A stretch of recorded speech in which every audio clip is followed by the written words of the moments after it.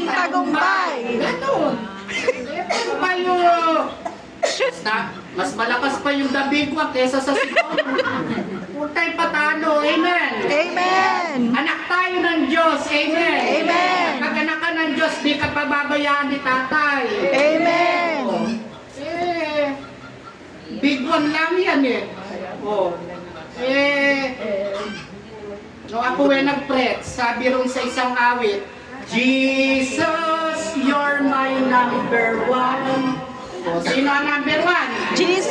Hindi yung The Big One. Amen. Amen. O, kaya wag niyong pangawakan yung The Big One. Ang pangawakan niyo, Jesus is always number one. Amen. Amen. Palakpakan na po natin ang Panginoon. Wala yan.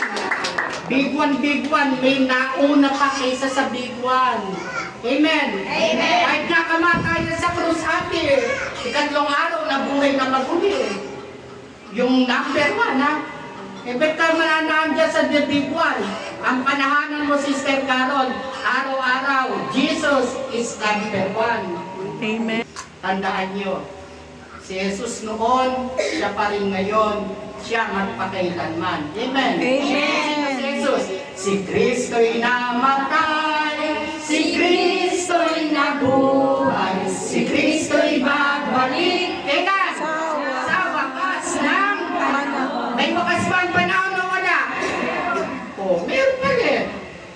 O, sino babalik? Si Jesus. O, hindi yung The Big One. Nanginginig. Ay, kagaya Sister Norma, ano po ako kay nabasa kay Baldwin buhat po dun di na po ako nakatulog Aba, sabi ko sa kanya, kapatid, si Baldwin kumikita roon sa paglablab. Ikaw, nagbasa ka lang, hindi ka na nakatulog. Pag kayo nagkasakit, kawawa pamilya mo. Hindi si Baldwin na magbibigay sa iyo ng pang-hospital mo. Amen. Amen. Doon sa, Sister Tess, doon sa isang bagay na kasulatan, aba, kasama ang Panginoon ng mga alagad namaybay sila sa dagat, namaybay. Sakay sila ng bangka. Pwede, sailing and sailing boat, sailing and sailing boat. Diba? Aba, kanalakbay. Maya-maya sinasalpok na ng Alon. ang bangka na sinasakyan. Ang Panginoon ay ano ginagawa, Sister Meran? Abay, tulog Tulog. Kaya yung mga alagad, naku po, gabi ko, may lintol. Ay, sabi, Panginoon, ginising ang Panginoon Oh, bakit? Aba, lulubog na po tayo. Sabi ng Kristo, hangin! Tumigil ka. Ano? Manahimik ka. Sabing gano'n. Ngayon, nung pagtayo ng Kristo, pinarap yung mga alagad. Ano ang sabi niya? Bakit kayo nangatatakot?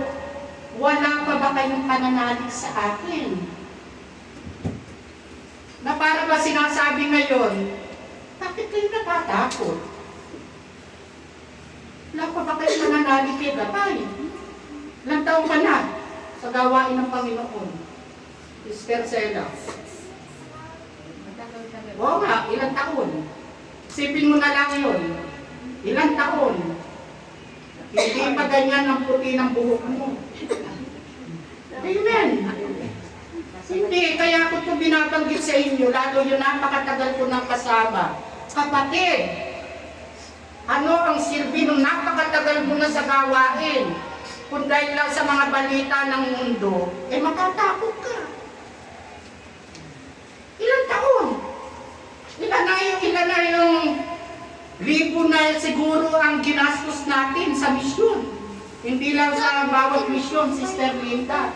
Meron pa tayong Manawag, meron pa tayong Baguio, meron pa tayong Batangas, meron pa tayong Banao, meron pa tayong Cebu, meron pa kung saan. Ilan? Ilang libo na ginastos mo? Tapos Big One, matatakot ka. Asan ang pananampalataya mo? Sige nga. Ano silbi ng pag-misyon? kung ikaw na nagsasabing, alive, alive, alive forevermore. My Jesus is alive, alive forevermore. Tapos sasabihin ni Baldwin, mga ingat kayo, dahil may bagyo, dahil may lindol, may bagputo. Ano yung alive mo? Hindi nga, ano yung alive mo? Sige, sina-challenge ko kayo. Ano silbi nung napakatagal ko na naglilingkod? Kung dahil lang dyan sa mga social media na yan, takot ka. Kaya ano sabi ng Panginoon? Kay liit naman ng inyong pananampalataya.